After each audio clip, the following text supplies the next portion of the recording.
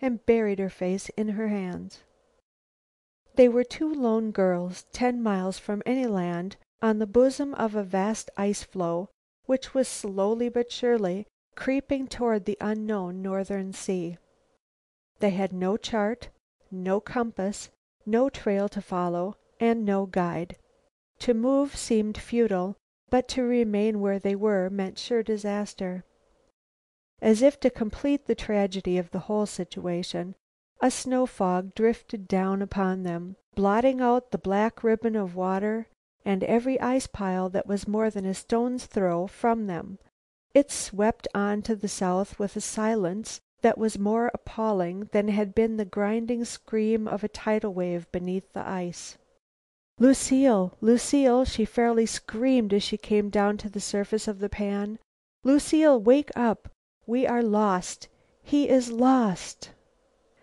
What had happened to the young college boy had been this. He had hastened to the north in search of the trail. Rover, with nose close to the ice, had searched diligently for the scent. For a long time his search had been unrewarding, but at last, with a joyous bark, he sprang away across an ice pan. The boy followed him far enough to make sure that he had truly found the trail, then calling him back, turned to retrace his steps. Great was his consternation when he discovered the cleavage in the floe. Hopefully he had at first gone east along the channel in search of a possible passage. He found none. After racing for a mile, he turned and retraced his steps to the point where he had first come upon open water. From there he had hurried west along the channel.